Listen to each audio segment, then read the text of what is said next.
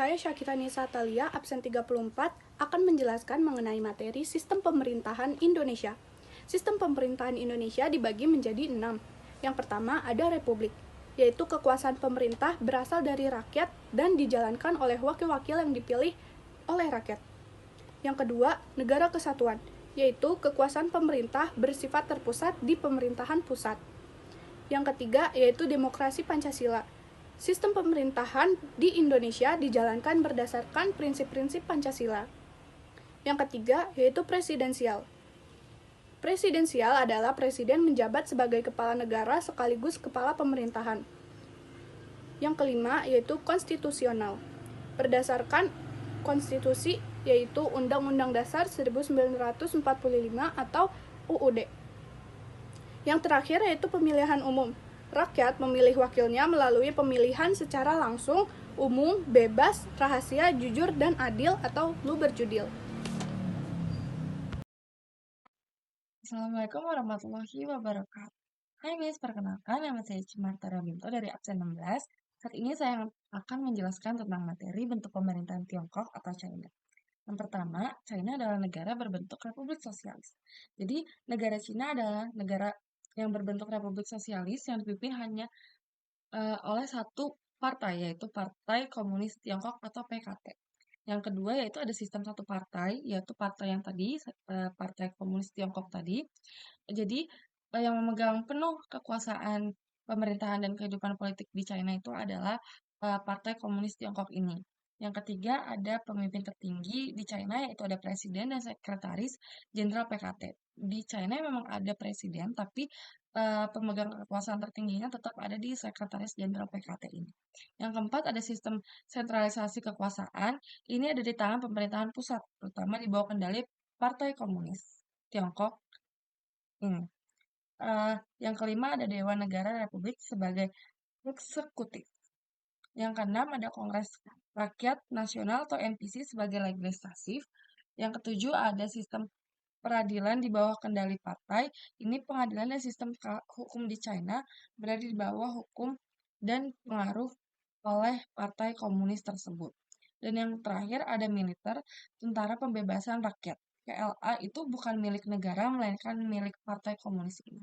Terima kasih. Jadi Indonesia tuh menganut dua sistem pemerintahan. Yang pertama sistem pemerintahan presidensial dan yang kedua sistem pemerintahan parlementer. Nah, sistem presidensial ini di mana presidennya ini dipilih secara langsung oleh rakyat secara adil, dan juga presiden secara penuh bertanggung jawab atas kesejahteraan masyarakat dan tidak bertanggung jawab kepada parlemen. Dan presidensial ini dipecah menjadi 3 kekuasaan. Yang pertama ada eksekutif, yudikatif, dan juga legislatif. Untuk kebalikannya dari sistem pemerintahan presidensial ini, sistem pemerintahan parlementer, Perdana Menteri mempunyai kekuasaan untuk mengatur parlementer, sementara presiden hanya sebagai simbol saja untuk sebagai kepala negara.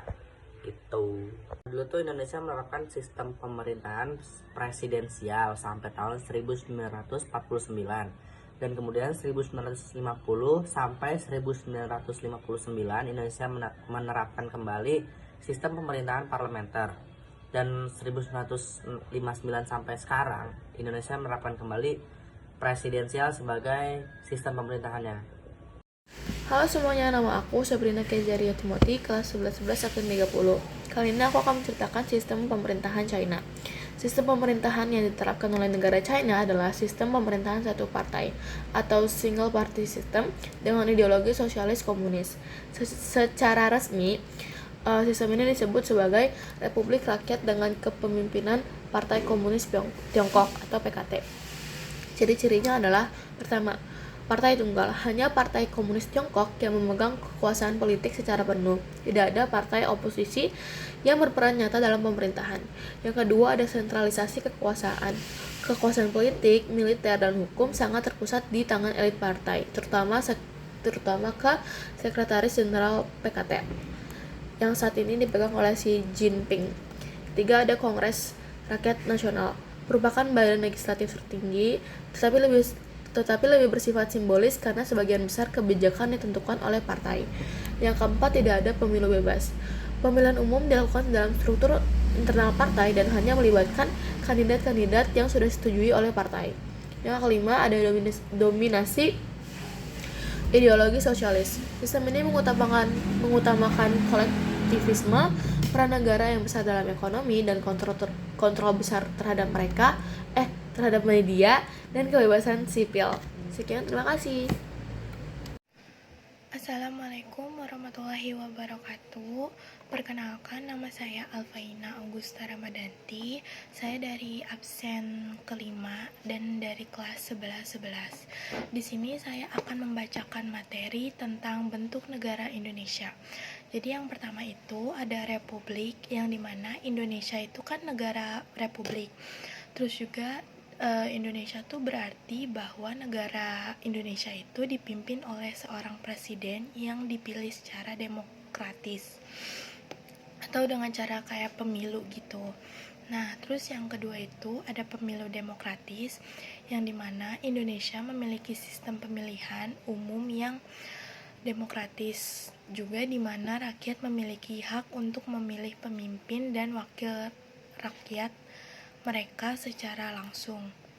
Terus yang ketiga ada Pancasila sebagai ideologi negara, yang dimana Indonesia sendiri memiliki ideologi negara yang disebut dengan Pancasila, yang terdiri dari 5 prinsip dasar yang menjadi landasan bagi kehidupan berbangsa dan bernegara.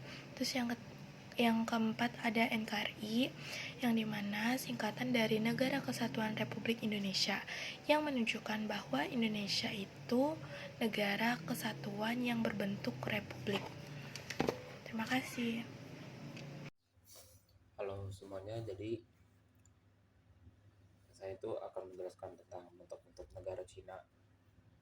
Nah, jadi sebetulnya itu tuh negara Cina itu tuh adalah negara demokrasi juga. Ya ini nih lebih fokus ke satu partai, yaitu Partai Komunis yang menganut komunis. Dan